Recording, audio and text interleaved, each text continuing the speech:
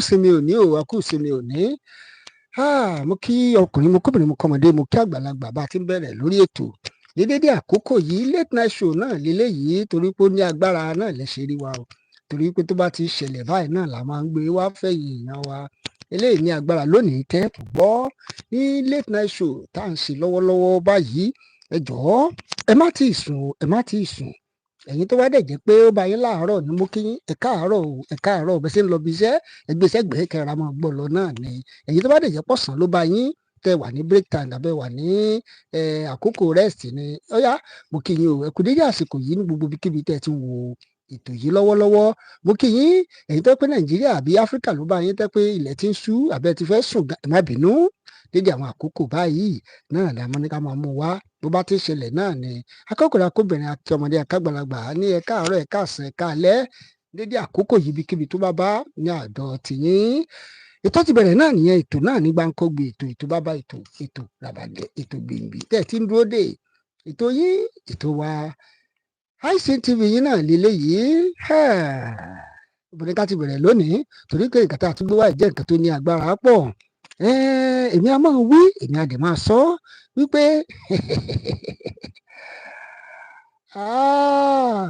Yorùbá bọ̀ wọ́n ní èèyàn tó bá ṣe nǹkan tó dùn mọ́ èèyàn nú tó bá dùn yàn lónìí ó lè ṣe nǹkan tó dùn mọ́ èèyàn nú lọ́la bẹ́ẹ̀ náà ni ẹ rí i pé ẹ̀rín ń pa mí torí pé nǹkan tá a gbé wá lónìí jẹ́ nǹkan tó ní agbára àní ilé rẹ̀ kún fọ́fọ́ torí gbogbo nǹkan tá a máa gbọ́ lónìí jẹ́ nǹkan tó ní agbára ó jẹ́ nǹkan tó tún ní agbára ọ̀pọ̀lọpọ̀ ló sọ pé kò yẹ kí bàbá sọ bẹ́ẹ̀ yẹ kò yẹ kí bàbá sọ bẹ́ẹ̀ eléyìí tí bàbá tó wá sọ lónìí nǹkan báyìí kí bó láti wá ṣe sí báyìí o ṣùgbọ́n bottom line gbogbo ọ̀rọ̀ yìí náà ni wípé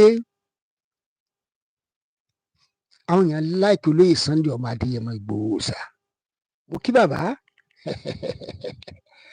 bàbí mo kí yín wọn kẹ́ ń wo ètò wa lọ́wọ́lọ́wọ́ mo kí yín olóyè Sunday ọmọ Adéyẹmọ Ìgbòho òòṣà Ìgbòho òòṣà Ìgbòho òòṣà mo kí bàbá mo ní kádé ó pẹ́ lórí kí bá ẹ ṣé ẹ̀yin tẹ́ ń wọlé tẹ́ ń láìkẹ́ tẹ́ ń ṣíà ẹ ṣé o kádé pẹ́ lórí kí bàtà ó pẹ́ lẹ́sẹ̀ fáwọn lọ́ba wa mo dẹ̀ kí olóyè Sunday ọmọ Adéyẹmọ Ìgbòho òòṣà májàsọ́lá májàsípò olú ọmọ gbogbo ilẹ̀ Yorùbá olú ọmọ gbogbo ilẹ̀ Yorùbá májàsọ́lá májàsípò àbí yàtọ̀ bàbá wọn ní Ìgbòho Olódùmarè ẹni à ń tì sí gbó tí ń tirẹ̀ sọnà àbí ó lágbára mú kí bàbá emeritus professor wa bàbá Bánjí Akíntóyè bàbá gbogbo ọmọ Yorùbá nìyẹn ètò ti bẹ̀rẹ̀ lónìí ẹ gbọ́ nǹkan tí bàbá Délé Farotimi tó tún sọ lórí ọ̀rọ̀ tó wà nílẹ̀ tá a dákẹ́ náà ni bàbá sọ̀rọ̀ nípa olóyè Sunday ọmọ Adéyẹmọ bàbá sọ̀rọ̀ nípa àwọn ìránṣẹ́ Ọlọ́run bàbá sọ̀rọ̀ nípa àsárì wọ́n sọ̀rọ̀ nípa àwọn Sego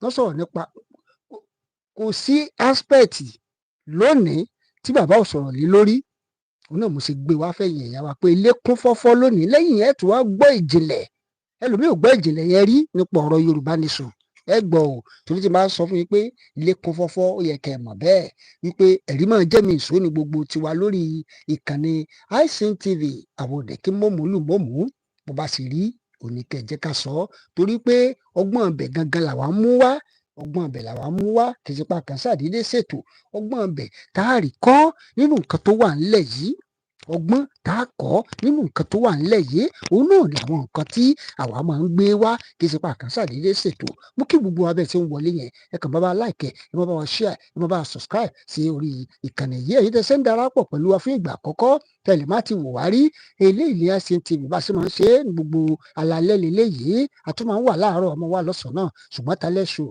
night late night show ni ilé tí à ń ṣe lọ́wọ́lọ́wọ́ ìjìnlẹ̀ làwọn máa mú wá àádẹ́ play gbogbo àwọn ọ́díò tí àwọn ènìyàn ti sọ nípa nǹkan tó bá nǹkan tá à ń sọ ọ́ mu àtẹlé tó báyìí tá à ń ṣe é mu èyí táwa wà fún lórí ìkànnì nìyẹn fún àǹfààní ẹ̀yin tẹ́ ẹ̀ṣẹ̀ ń darapọ̀ fún ìgbà àkọ́kọ́ àwọn èèyàn ká máa sẹ́yìn mẹ́sìsì mi àìsàn ti lo rojọ́ jù ẹjọ́ ẹ ti pọ̀ jù go straight to the point ẹ má bínú àní ká yànnà náà díẹ̀ náà ni ṣùgbọ́n tá a bá padà dé àwọn àmọ́ yànnà náà gbogbo nǹkan yẹn lẹ́yọ kọ̀ọ̀kan ẹ ṣé ẹ̀yin tẹ́ ń tẹ̀ sójú ẹ ṣé o ẹ já kọ́kọ́ gbọ́ná kí ni bàbá Délé Farotimi tó sọ o kí ni wọ́n tún sọ o torí wípé ó yẹ ká gbọ́ dáadáa ká sọ pé kí ni bàbá ẹ̀ tún wá wí ẹ já farabalẹ̀ ẹ jọ̀ọ́ ẹ farabalẹ̀ ẹ jẹ́ ká gbọ́ nǹkan tí bàbá sọ ẹ já farabalẹ̀ ẹ jọ̀ọ́.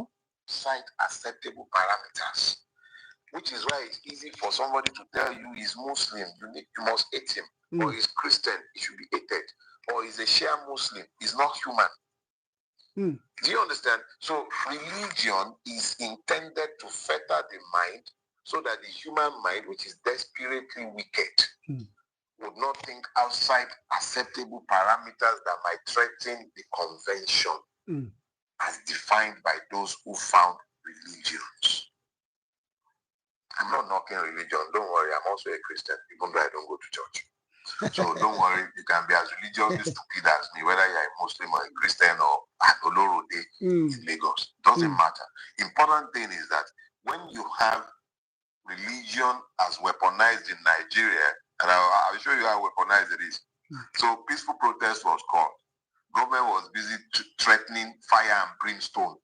Police were busy issuing all kind of threats, talks, Asari, Donut, Fatso, one they call Sego in Lagos with Team Lagos, they called them. I think that was the team that was working with that one when they were looking to kill me in 2021. See, when all of, and then you are busy threatening this guy, I forget his name now, the Yoruba Liberty Movement guy. What's the problem with you guys? You go around threatening people like you yourselves, you won't even die again. Will you live forever? Stop all this nonsense and focus your brain on living a life that is worthy of emulation. So they were busy threatening people up and down the place. Not a single man of God, aside from Pastor Sam Aedogbon, spoke to the right of the protesters. But right in the middle of the protest that the police had been threatening fire and brimstone, of course, some people were busy walking and praying. In every Nigerian home, no, exaggeration, let me just say this. Almost every second of the day, there is a Nigerian who is busy praying against bad governance in Nigeria. They pray to God every day against bad governance in Nigeria. Every mosque, almost every mosque, every church, everywhere they are praying in Nigeria. Everywhere you find a praying Nigeria, and there are a vast number of praying Nigerians. They're praying against bad governance. But not a single religious leader of prominence spoke to the right of those who wanted to peacefully protest against bad governance. It became impossible for any one of them to find a word to say in support of those who were calling for peaceful protests. When police began to kill people, brutalize people, when thugs began to come out to threaten people, not one of them had anything to say. But in the midst of that, they were walking and praying. Exactly what were you praying for? But religion has to dent. It has to play its part. Just like Muslim clerics were busy trying to demonize the protest before it broke out. They were busy on behalf of government trying to demobilize the people from protesting.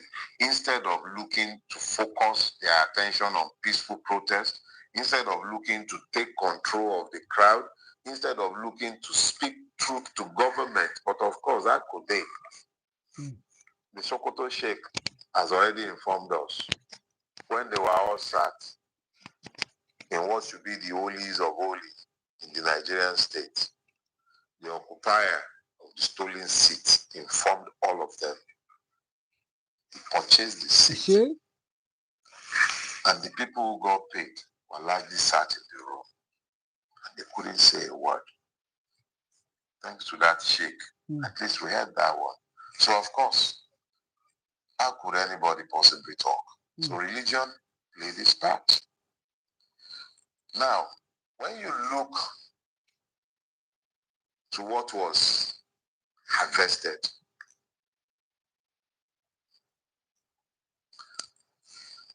in the north, general destruction, no purpose, because there was no leadership. Every level of leadership that used to direct the deliberately created mob had lost credibility. The traditional system would no longer control them. The political class no longer control them. And the clerics. So, what was planted? Told you already. Ignorance, poverty, religious idiocy. What is being harvested? Destruction. So let's come to the West. What did we see? A determined crop of young people committed to non-violent protests, but who were violently repressed by the system. We saw that very clearly. We saw the thugs. We saw the police brutalizing protesters. In the north, it was protesters brutalizing police, and then police showing their usual self. Point I'm making is, across Nigeria, we are seeing the harvest. Over the East, particularly interested, not a single consequential protest. Why? Nigeria planted indifference in the East. In the land of the Igbos, it planted neglect. It planted injustice. It planted inequities. As it has planted everywhere else, don't get me wrong. But because they are the proving ground for each and every one of Nigeria's madnesses, what has happened is that the Igbo turned his back and decided to sit down and look. Not that the Igbo man is not feeling the pains of Nigeria, but he knew that if he had joined, he will become the scapegoat. There's a joke that I share with my friends. May God bless Bello Garadanshi for the work he's doing in the north. But can you imagine if Bello Garadanshi was an Igbo man? They would have tagged him and I popped by now. But God has his way of doing his things. He gives according to his grace. But that's by the way. Important thing is, Nigeria sold all these evil. Of course, I'm not saying that it did not weaponize ignorance, poverty, and religion in the land of Allah Igbo as well. No, that's not what I'm saying. I'm simply saying this is what it has reaped. Indifference to Nigeria. That indifference is not born of patriotism, but it is born of the denial of the right to become patriot because they are not allowed citizenship like every other Nigerian. In the South, the dissatisfaction is loud, but nobody has clearly articulated the purpose. You saw pockets, Port Harcourt, and Aduwe, Benin, Ibao. But the important thing is this. Across the length and breadth of Nigeria, there is dissatisfaction because of what Nigeria had planted. Seed time and harvest time. There is nothing you plant that you will not reap. But if you don't like the harvest, change the seed. You cannot continue to bemoan the harvest. You have to change the seed. If you have to uproot the tree to plant the proper seed, do so. But you cannot stand in front of a tree and bemoan the fruit that's produced for you to harvest, demanding a different fruit. You planted cocoa, but you want mangoes. You're going to have to plant the mango seed. So, uproot the cocoa or plant your mango seed somewhere else if there is sufficient soil. The point is, you cannot continue to bemoan the harvest as we have. And time is going. None of us will live forever. What we have planted is what I have spoken to. What we are planting today is even worse. Because there are cause and effects, consequences for every action. We are planting illegalities. We are planting lies, and we have started institutionalizing them. On account of the lies we have told, the Electoral Act, for instance, has been destroyed because our judiciary has elevated lies.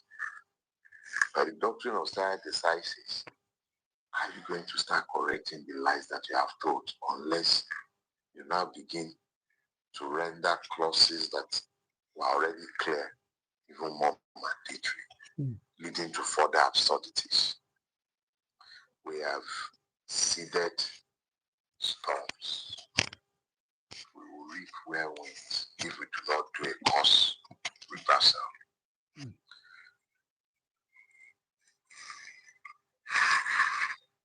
Our situation is not intractable, and it is not beyond our capacity to find our way back to normalcy.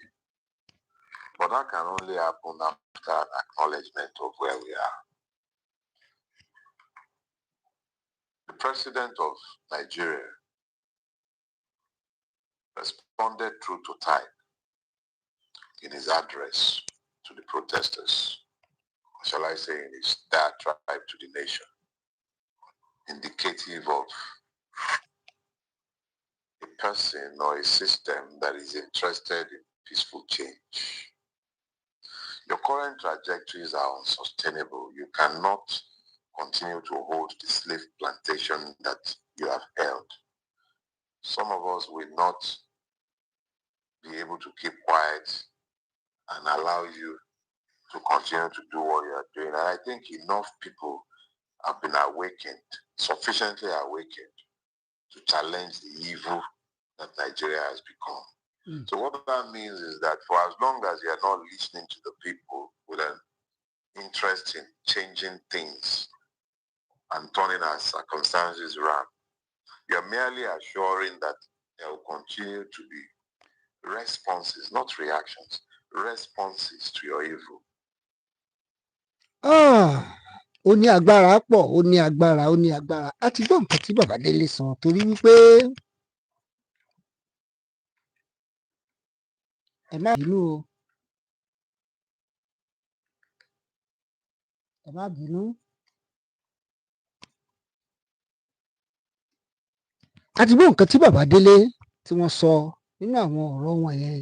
Ṣùgbọ́n lónìí, nǹkan tá a wá gbé wá lónìí jẹ́ nǹkan tó ní agbára. Ọ̀pọ̀lọpọ̀ ló máa ń pè mí wá ní tá bá ti gbé òyìnbó wá, tá bá ti sòyìnbó, ká máa túmọ̀ rẹ̀, ká máa túmọ̀ rẹ̀, kí á jẹ́ ká máa mọ̀, kí á máa gbọ́ ní Yorùbá nítorí ètò yìí, ètò Yorùbá ló wà fún.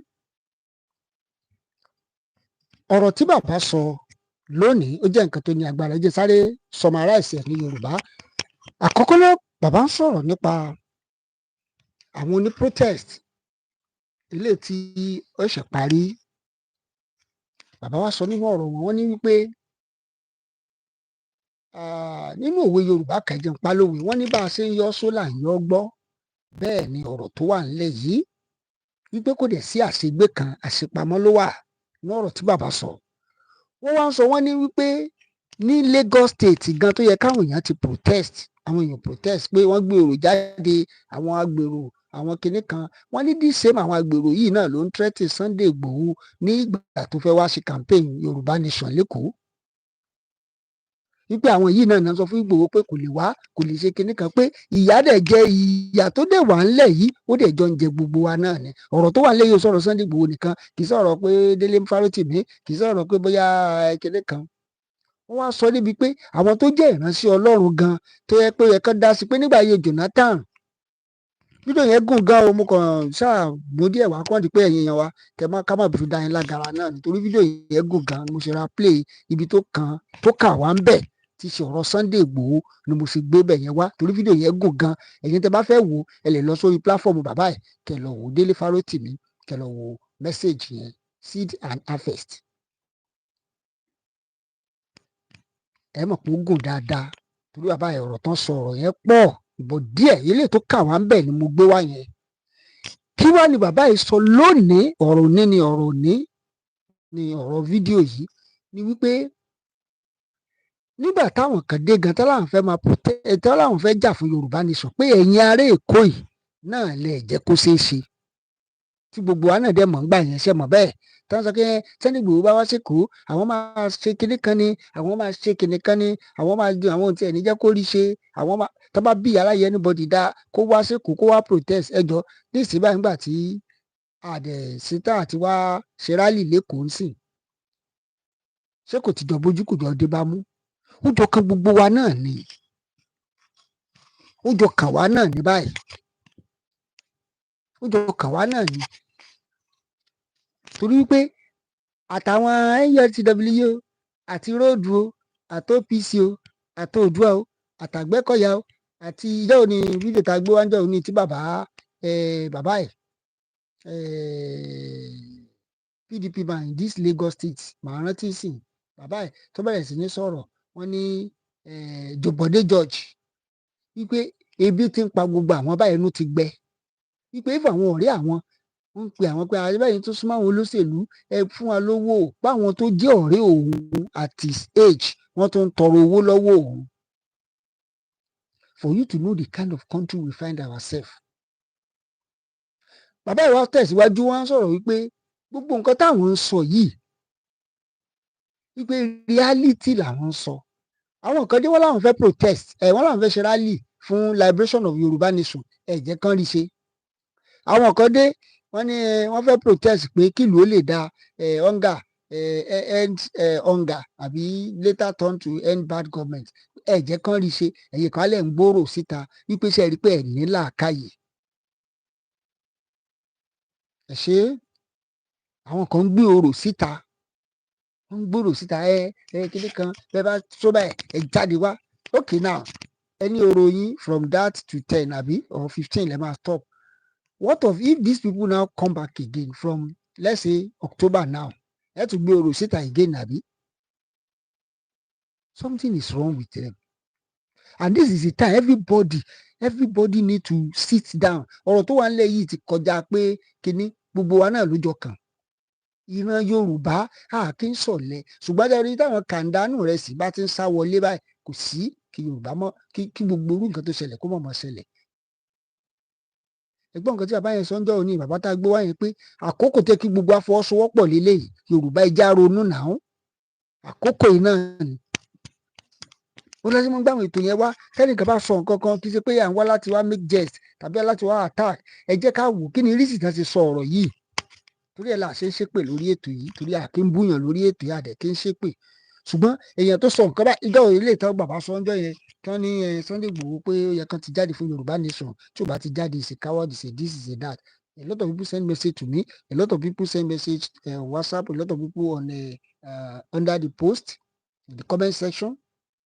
But ó náà tí bàbá tó sọ lónìí pé nígbà gan Sunday Igboho gan fẹ́ protest in Lagos State àwọn Sego àwọn MC àwọn gbogbo wọn náà di lọ́wọ́ tí òjò ṣeé ṣe bí wọ́n sọra wọn di òòṣà sẹ́kọ̀ọ́ bẹ́ẹ̀ náà làwọn traditionalist wọn náà àwọn náà ń bá kí wọn up pé ṣé bí gbogbo owó ṣe máa bá a lọ náà líle pé ìdí bàbá wa tẹnu mọ́ the bottom line of everything tí mo fi fẹ́ summarize section yẹn ni pé bàbá ní gbogbo wọn náà ní ó padà kú ńjọ́ kan pé tí kálukú bá dẹ̀ ṣe òun náà ló máa gbà. Nígbà tẹ́nìkan dé tó lóun fẹ́ liberate àwọn èèyàn òun fẹ́ káwé freedom wà kí àmọ́ jẹ ìran Yorùbá mọ́ tẹ̀ní rárá ẹ̀ gbà fún tó bá bí dáa kó wá sékòó tó bá bí ire kó yọjú. Bàbá ní ìjọ kan gbogbo everybody náà padà jọ lọ ń pè náà ni pé ló bá tán. Ẹ̀kí mo dẹ̀ mọ́ sọ náà lórí ètè bẹ́ẹ̀ bá kọ̀ tó lo 20 terms ní Senate ní House ní àti ìsàlá Sakiru ẹ̀ṣẹ́ kéèyàn lo 20 years ní Senate or governor kìnnì kan ìjọ kan bí ò kú bí ò bá fi pòólẹ̀ nǹkan kan náà ló máa gbé kó bẹ́ẹ̀ ìjọ kan. Yorùbá kì í sọ̀lẹ ọmọ aládé ni wá àkókò líle tó yẹ ká fọwọ́sowọ́pọ̀ ẹ máa gbọ́ o. The Yoruba nation is a massive, highly educated, civilized race. We fight our wars differently.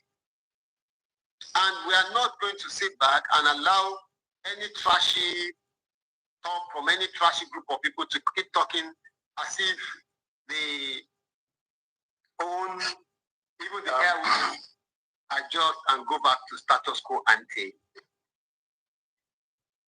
Two cannot live together unless they agree. Ben. Right. Pre-1804, before the British came, we were separate nations. We were all separate nations. And we were not conquered by the British. I'm talking about the Yoruba now. We were not conquered by the British. What we signed with the British, because I have to go to status quo ante to be able to put this in proper perspective. We were not conquered by the British. What we signed with the British were treaties of trade and cooperation. They were not treaties of conquest or subjugation. So that has to be very clear. And it was all this that the British took into all the treaties that we signed with them. We have copies of all these treaties that the British armed themselves with to do what they call this amalgamation in 1914, which is a massive error. But of course, it was done to advance the economic interests of the British.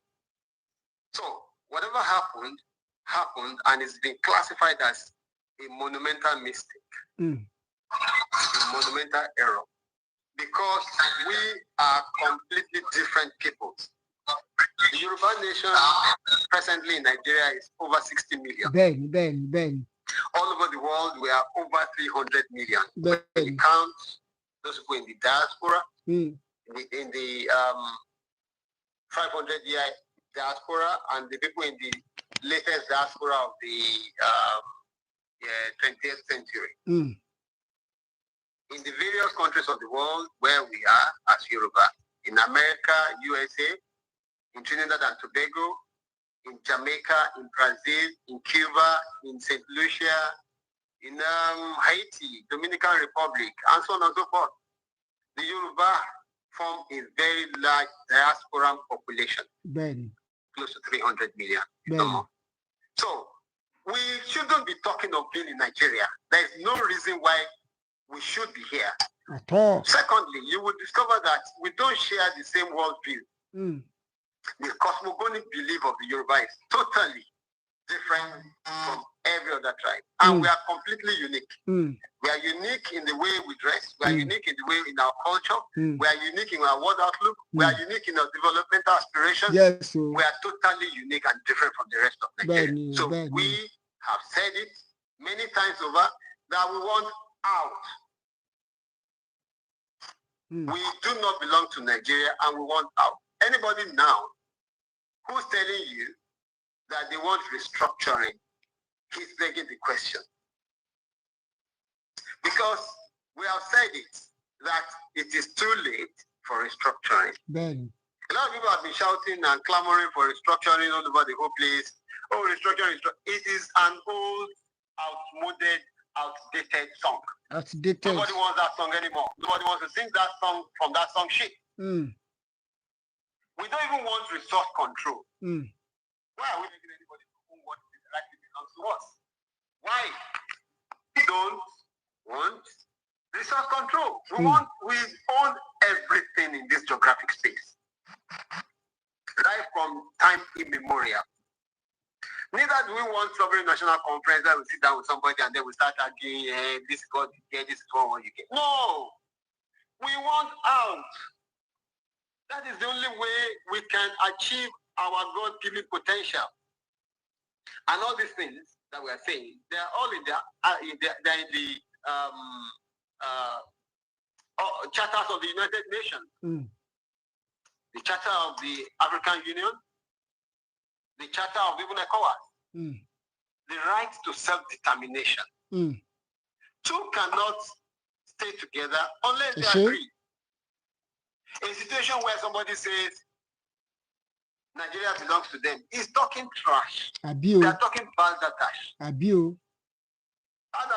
kind of trashy talk, I don't need to make any comment beyond the fact that when you say Nigeria belongs to you, go ahead and take your Nigeria, but Yoruba land is not part of all that. Yoruba land is definitely, emphatically not part of all that.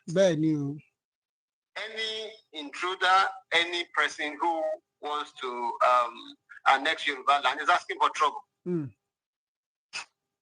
Like the gentleman who said, the gentleman from, is it Yetiala, Kaltahuri, or whatever nonsense?